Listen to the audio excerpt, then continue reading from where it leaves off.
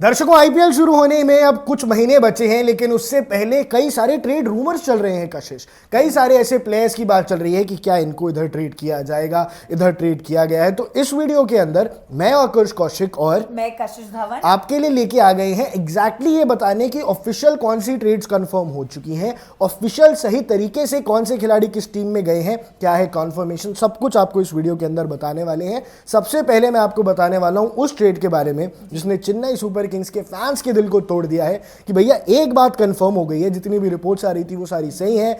Chennai super Kings के रविंद्र जडेजा अब जा रहे हैं राजस्थान रॉयल्स। सो आकर्ष, ये जो है एट दिस पॉइंट मुझे लगता है ये जरूरी था, कहीं ना कहीं ये इस टीम के लिए जरूरी था। भले ही जड्डू उनके लिए बहुत ही जोरदार परफॉर्मेंस उन्होंने दी हो, बहुत ही इंपैक्टफुल प्लेयर रहे हो, बट उनके लिए एट दिस पॉइंट ये जरूरी था कि वो एक नए कैप्टन को, नए चेहरे को टीम में इंट्रोड्यूस करें। बिल्कुल इंट्रोड्यूस करें, लेकिन उसके बदले जड्डू देना जरूरी था ये नहीं, पर वो डील्स इसी प्रकार से होती है क्योंकि अब महेंद्र सिंह धोनी एक बार और ये सीजन खेल रहे हैं, ठीक है, लेकिन अब वो कप्तानी तो नहीं करते रह सकते ना। वो आगे 5-10 साल, आप पिछले 3 साल से कोशिश कर रहे हैं कि कोई नया कैप्टन मिले, कोई नया कैप्टन मिले। पहले जडेजा को ही बनाया था, वो नहीं चले, ऋतुराज को बनाया, वो भी कच्चे पक्के ही चले। तो आपके लिए अब ऑप्शन ही एक बचा है कि आपको एक बाहर से प्लेयर लाना पड़ेगा, उसको थोड़ा आपकी क्रिकेट के साथ जोड़ना पड़ेगा, उसको अपने ब्रांड बनाने के लिए आगे यूज करना पड़ेगा। क्योंकि अभी चेन्नई सुपर किंग्स मतलब थाला, अभी चेन्नई सुपर किंग्स मतलब महेंद्र सिंह धोनी।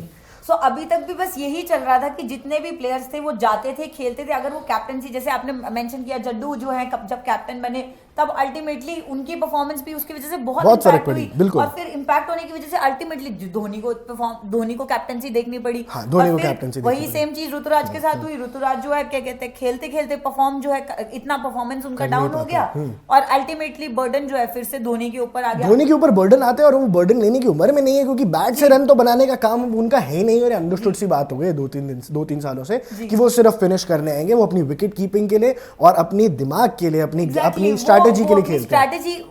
उनको मशहूर ही शुरू से अपनी स्ट्रैटेजी के लिए रहे हैं। एब्सोल्युटली, और वो वाली बात रही है। लेकिन उसके बदले में मिला कौन है? तो बड़ी जो ट्रेड हुई है, 18 करोड़ की जो ट्रेड हुई है कि अब राजस्थान रॉयल्स से चेन्नई सुपर किंग्स गए हैं संजू सैमसन। संजू सैमसन को मिलेंगे 18 करोड़ रुपए, और अब इस आईपीएल में वो आपको चेन्नई सुपर किंग्स की तरफ से खेलते हुए नजर आएंगे। और साथ में एक और प्लेयर वो अपने साथ लेके जा रहे हैं। तो जो डील थी, जिसके रूमर्स थे, वो बिल्कुल सही है कि रविंद्र जडेजा जा रहे हैं चेन्नई सुपर किंग्स से राजस्थान रॉयल्स, और संजू सैमसन राजस्थान रॉयल्स से चेन्नई आ रहे हैं। और अपने साथ एक और खिलाड़ी ला रहे हैं, वो है सैम करन, जो अब चेन्नई सुपर किंग्स से राजस्थान रॉयल्स जा रहा है फॉर 2.4 करोड़ रुपीस। यानी संजू सैमसन के बदले चेन्नई को देना पड़ा सैम करन को भी और रविंद्र जडेजा को भी। और सैम करन ट्रेड हुए हैं सिर्फ 2.4 करोड़ रुपीस के, और जड्डू जो है उनका ट्रेड हुआ है 14 करोड़ रुपए में। एंड आई थिंक जड्डू जो है इस चीज के साथ ही इज फाइन, वो खुश हैं इस ट्रेड के साथ, बिकॉज राजस्थान रॉयल्स वो पहली टीम है जिनके साथ इन्होंने डेब्यू किया था, और वो टीम जिसके साथ इनकी पहली आईपीएल ट्रॉफी भी आई थी। बिल्कुल बिल्कुल, 2008 के अंदर ही पहली आईपीएल ट्रॉफी, पहला आईपीएल, सीधा जाके विक्ट्री। राजस्थान और रविंद्र जडेजा एक साथ थे तो कितना कमाल हुआ था। उसके बाद रविंद्र जडेजा की जो टीम ट्रैजेक्टरी है वो ज्यादा चेंजेस भरी नहीं रही। बीच में कोची टस्कर्स केरला गिर गए, फिर वो टीम ही बंद हो गई, एंड देन मोर और less it has been Chennai super kings. बीच के 2 साल Gujarat lions, you guys know what happened.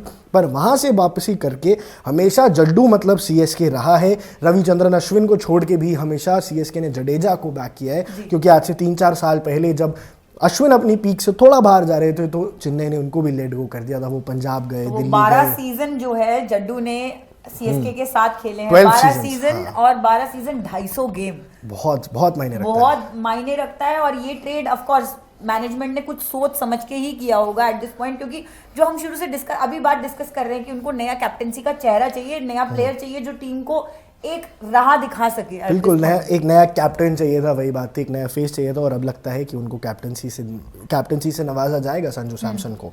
लेकिन अब उसके बाद एक और ट्रेड, एक फास्ट बॉलर की ट्रेड हुई है 2 ऐसी जगहों से जहां की बिरयानी बहुत मशहूर है। हैदराबाद और लखनऊ के बीच में एक ट्रेड हुई है, Sunrisers Hyderabad and Lucknow super giants. Sunrisers Hyderabad से मोहम्मद शमी 10 करोड़ रुपए में अब जा रहे हैं लखनऊ सुपर जायंट्स, और ये एक बहुत अच्छी ट्रेड है। लखनऊ सुपर जायंट्स ने बहुत दिमाग लगा के, हालांकि 10 करोड़ रुपए एक बड़ा अमाउंट है, पर अपने घर में जहाँ लखनऊ की विकेट के अंदर जहाँ विकेट थोड़ी स्लो रहती है, थोड़ी लो रहती है, वहाँ पे मोहम्मद शमी बहुत घातक सिद्ध हो सकते हैं, बिकॉज उनके पास स्पेस है बट उनकी बॉल उतनी बाउंस नहीं करती, सीम के लिए मशहूर है वो, तो वो लो एंगल्स पे आउट करने के लिए मोहम्मद शमी बहुत अच्छी ट्रेड है।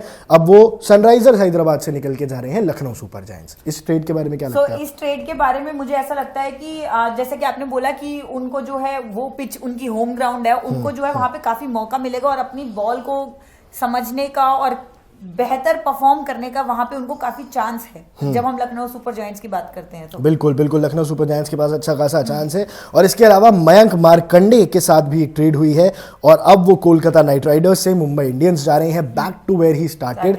मयंक मार्कंडे बहुत काबिल लेग स्पिनर थे, इन्होंने आते ही मुंबई इंडियंस की तरफ से विकेट्स चटकाई थी, बहुत सुर्खियां बटोरी थी, फिर उनको मौका नहीं मिला तो वो कहीं केकेआर चले गए। अब मुंबई रियलाइज कर रही होगी कि ये मेरा ढूंढा हुआ रॉ टैलेंट है, इसको वापस लाओ, और 30 लाख रुपए में मयंक मार्कंडे ट्रेड गए, तो ये एक अच्छी स्ट्रैटेजी का पार्ट है क्योंकि मुंबई यही करता है। मुंबई आप देखो कितने प्लेयर बनाए हैं, मुंबई ने हार्दिक पांड्या, कृणाल पांड्या को मौका दिया था, मुंबई ने ही जसप्रीत बुमराह को मौका दिया था, तो ये मुंबई इंडियंस की टीम ना स्काउट करके टैलेंट बनाती है और ये बड़े प्लेयर्स बनाती है। अगर आप 30 लाख के ट्रेड की बात कर रहे हैं तो यही एक और ट्रेड आया है जो कि है अर्जुन तेंदुलकर का, बहुत ही कमाल का ट्रेड, जो कि मुझे लगता है और आई थिंक आप भी अग्री करेंगे इस बात से कि बहुत कमाल का ट्रेड है, क्योंकि अर्जुन को अभी तक उस तरह का मौका मुंबई में नहीं मिल पा रहा था। मुंबई में उनको मौका नहीं मिल रहा था, मिल रहे थे 2-4 मैचेस, परफॉर्मेंस भी अबव एवरेज था, एवरेज परफॉर्मेंस था, बहुत एक्स्ट्राऑर्डिनरी नहीं था पर खराब भी नहीं था। ये अर्जुन तेंदुलकर जो है रिप्रेजेंट करेंगे लखनऊ सुपर जायंट्स की टीम। एब्सोल्युटली। और एक और बड़ी बात जो अब मैं आपको बताता हूं कि क्या से क्या एंगल हो सकता है।